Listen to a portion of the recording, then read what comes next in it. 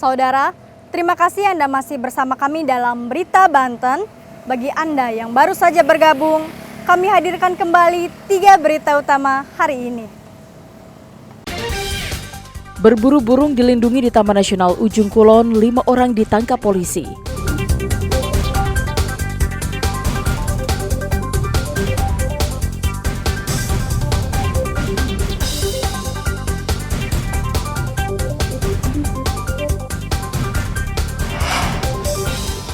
Viral di media sosial, penyandang disabilitas bantu ambulans tembus kemacetan Kota Tangerang.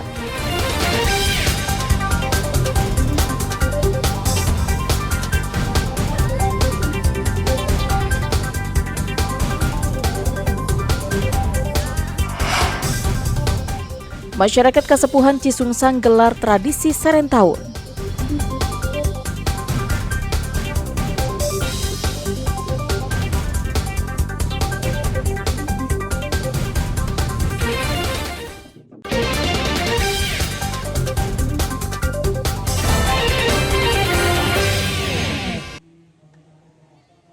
Masyarakat yang tinggal di Kasepuhan Cisungsang, Kabupaten Lebak menggelar kegiatan Serentahun di Rumah Adat Kasepuhan Cisungsang yang berada di Desa Cisungsang, Kecamatan Cibeber, Kabupaten Lebak.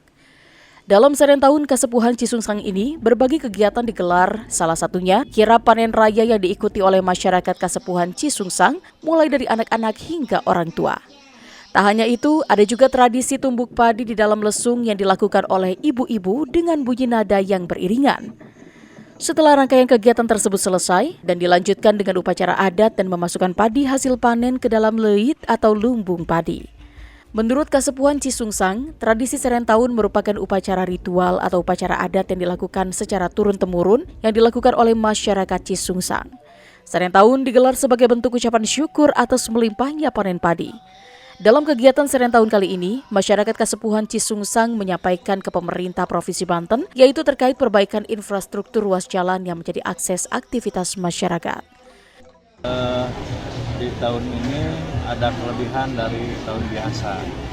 Kami kebetulan terpilih dari 110 karisma itu Nusantara dari Kementerian Pariwisata. Itu kelebihannya. Untuk tahun ke depannya pemerintah lebih fokus untuk membantu negaranya supaya lebih fokus kita, lebih sukses segalanya. Yang pertama adalah kita ini kan hidup masyarakat pertanian, petani sawah, hanya irigasi, itu poin pertama. Yang kedua akses jalan dari pertigaan Pasipura ke sini ke area. Menurut PLH Sekda Provinsi Banten, Serentahun merupakan event nasional dan masuk inovasi karisma Nusantara sehingga bisa lebih dikenal tidak hanya di Provinsi Banten, namun juga di tingkat nasional. Event nasional ya, dari kita mendapatkan apresiasi Ken itu karisma event nasional Nusantara, karisma event Nusantara. Nah, mudah-mudahan dengan adanya masuknya Serentahun ke dalam karisma event Nusantara ini, dan alhamdulillah di Banten ini ada 3 event serupa berkaitan dengan masyarakat adat ini masuk ke dalam Ken ya, dan itu menjadi satu motivasi bagi semua para pelaku budaya di Provinsi Banten supaya bagaimana event ini bisa mendapat perhatian nasional dan juga mendapat apresiasi dari seluruh masyarakat, bukan hanya di Provinsi Banten, tapi kita berharap juga secara nasional biar mereka bisa mengenal lebih jauh terkait dengan acara Serentahun. Bukan hanya melaksanakan rutinitas adanya pencapaian hasil panen, kegiatan Serentahun juga menjaga tradisi di daerah ini seperti adanya gotong royong, semangat jiwa kebersamaan, keikhlasan yang dapat diterapkan di kehidupan sehari-hari. Ariel Maranus dan Sajiwa Pratama melaporkan dari Kabupaten Lebak. Ratusan ikan koi yang mati mendadak milik Mila yang berada di kampung Turuslor, Desa Sukadaya, Kecamatan Cikulur, Kabupaten Lebak. Pemilik tampak kesal melihat ikan yang berada di kolamnya itu mati mendadak.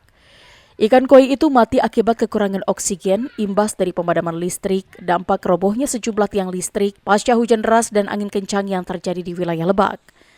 Ikan koi yang mati itu beratnya beragam, dari yang beratnya 3 kilo hingga 6 kg dengan harga yang bervariatif mulai dari harga Rp500.000 hingga Rp15 juta. Ya nggak kena angin, listriknya mati. Oh, dari kapan mati listriknya? Dari kemarin sore. Jam berapa? Abis asar setengah 4. Ibu berapa ekor tuh yang dipelihara ikannya? Hampir 100 lebih sih. 100 lebih ya. Mati semua berarti itu? Mati semua, nggak ada yang nyisa. Itu kisaran harga berapa Bu ikan itu? Ikan jenis apa sih Bu?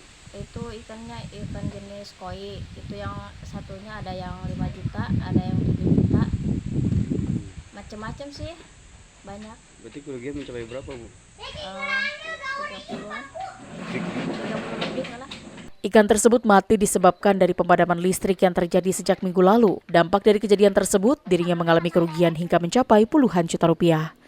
Ariel Maranus dan Sajiwa Pratama melaporkan dari Kabupaten Lebak. Pasangan calon nomor urut 1 Airin Rahmidiani Ade Sumardi melakukan kampanye di Kabupaten Lebak. Mereka bertatap muka secara terpisah. Airin berkunjung dan berdialog dengan warga di salah satu rumah tim pemenangan pasangan calon Airin Rahmidiani dan Ade Sumardi di Kampung Juara, Kecamatan Ragas, Bitung, Kabupaten Lebak. Di hadapan ribuan pendukungnya, Airin berdialog langsung dengan warga dan menampung masukan dan keluh kesah warga. Hal serupa dilakukan pasangannya Ade Sumardi yang berdialog dengan ratusan ibu-ibu Kampung Narimbang, Desa Narimbang Mulia, Kabupaten Lebak. Ade Sumardi berdialog langsung dengan warga dan mendapatkan berbagai masukan dari warga, seperti sulitnya masuk sekolah negeri dan belum meratanya bantuan sosial. Lebak ini adalah butuh infrastruktur yang memadai. Maka ketika Airin Ade menjadi gubernur, jalan-jalan poros desa itu akan kita tangani. Ya, statusnya tetap jalan poros desa, akan tetapi anggaran yang kita bangun adalah Provinsi Banten. Kenapa? Ini untuk memantik ekonomi rakyat di desa. Sedangkan calon gubernur Banten nomor urut 2 Andra Soni melakukan safari politik dengan mendatangi perwakilan buruh di Kecamatan Benda, Kota Tangerang. Di tempat ini, para buruh mendeklarasikan dukungannya kepada paslon Andra Soni dan Dimyati untuk menjadi gubernur dan wakil gubernur Banten pada pemilu yang digelar secara serentak pada November mendatang. Pembacaan deklarasi dukungan tersebut diikuti oleh para peserta dan buruh yang hadir. Tidak hanya itu, calon gubernur Banten, Andra Soni juga menerima surat deklarasi dukungan dari buruh se-Banten. Calon gubernur Banten, Andra Soni mengatakan dirinya sangat berterima kasih dengan dukungan terhadap dirinya dari kaum buruh. Dirinya berjanji jika terpilih nanti akan mensejahterakan buruh khususnya di wilayah Provinsi Banten. Hari ini kawan-kawan buruh sahabat Andra Soni Dimyati memberikan dukungan berupa deklarasi untuk pemenangan Andra Dimyati di Pilkada 2024 yang akan datang.